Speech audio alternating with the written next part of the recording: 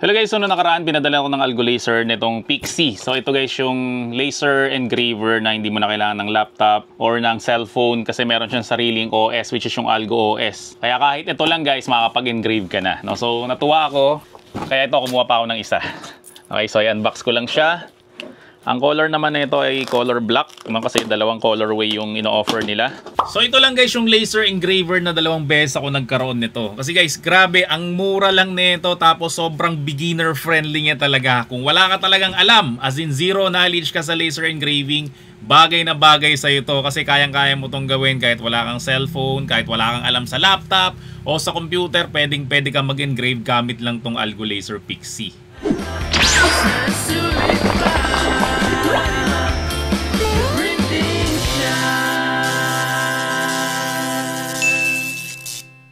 Yan, so sa hindi nakapanood ng unang unboxing, syempre quick start guide. Then ito yung takip ng laser, mga paperworks, capacitive pen pang dot-dot. So ito na guys yung color black na Pixie. So ilabas ko lang siya. Yun, ganda. So sa loob niya may mga kasama na ring mga accessories dito. So yung hammer tool, so ito yung pansukat. Then brush, OTG cable, ito grease. So nakaraan walang ganito, ngayon meron na.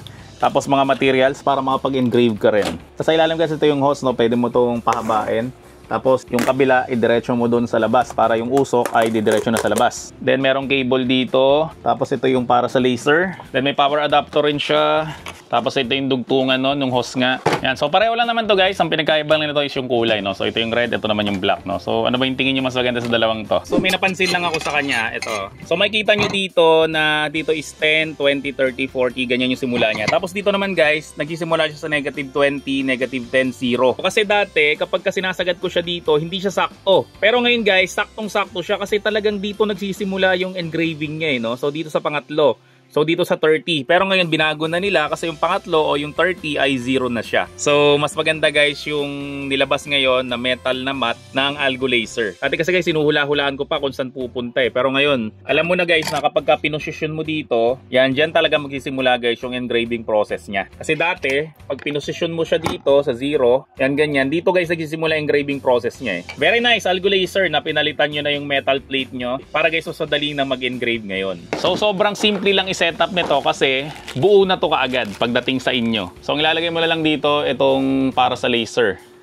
Yan, so sa ilalim. Kasi guys, nasa ilalim na kaagad yung laser niya. Then next na gagawin natin, syempre power adapter na lang. So isaksak lang natin siya dito. Then syempre itong power adapter ay saksak naman natin siya dito. Makikita nyo dito na mag-on na yung Algo Laser. So takpan rin natin. Ganoon lang kasimple. Tapos na kaagad, nakasetup na kaagad. Then gamitin natin ito guys, itong pandot-dot. So next natin to. Connect natin siya sa Wi-Fi. Yan, connected successfully. Tapos syempre next lang natin to. Yan, skip lang natin yung passcode then finish na natin to. O, diba? Super easy niyang i-setup. Ganun lang siya. Wala ka na kailangan i-assemble. Wala ka na kailangan masyadong ayusin dito. So nakita nyo naman, ginawa na yun. Unbox natin, ginawa natin to. Nilagay natin ng takip. Kinabit natin sa power cable.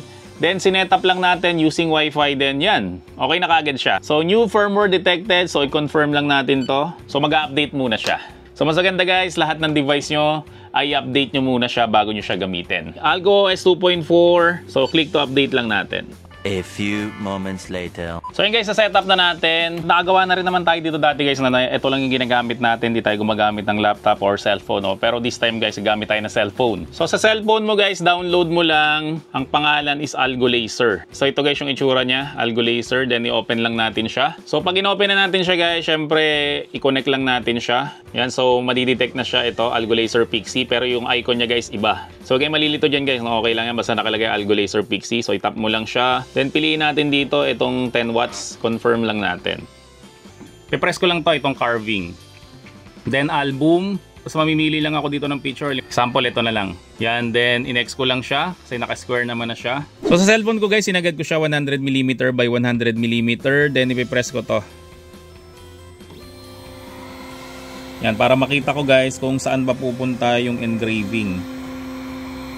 Ayun, nakikita nyo yon, yung parang purple dot na yon, yun yung pupuntahan ng engraving. So press ko na guys yung start dito sa cellphone ko para mag-start ng engraving natin. So nakalagay dito, check door. So ang gagawin natin, i-close lang natin tong door. Dahan-dahan para hindi gumalaw yung kahoy. Yan. Then run natin siya ulit.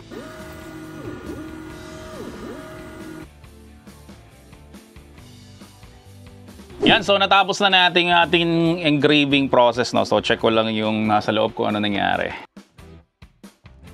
So kunin ko lang yung brush na kasama niya, then brushing ko lang siya. So ito guys yung na-engrave natin using cellphone and algo laser lang. O, diba? Ang ganda ng pagkaka-engrave natin. Tapos nakaumbok yan, no? Nahawakan mo eh. Very nice. So isa na lang guys, mag-engrave tayo, plastic naman. Kasi nagbebenta tayo ng HDD, diba? Tapos may mga file siya for printing. So para magkaroon tayo ng branding, no? So yung mga enclosure guys ng HDD ay lalagyan ko siya ng logo ng The Printing Shop. So guys, ito na yung na-engrave natin, yung plastic. O, di ba? Ang cool ng pagkaka-engrave niya dito. Tapos ito rin guys yung na-engrave natin kanina na isa pa. O, di ba? Very nice, very nice. So guys, sa mga gusto mag-start ng kanilang laser engraving business at talagang medyo low budget kayo. So ito guys, highly recommended tong Algo Laser Pixie. Kasi guys, kaya niya mag-engrave ng 100mm by 100mm. Nakamukha nito. Tapos sobrang mura niya lang. So guys, kung gusto niyo malaman kung saan ba ito nabibili, so maglalagay ako ng link sa description section ng video na to. At make sure lang guys na yung link na yun ay kiklik nyo para siguradong ito yung mabili nyo. So yun lang. Maraming salamat din sa inyong lahat. See you in my next video and bye-bye. The Printing Shop.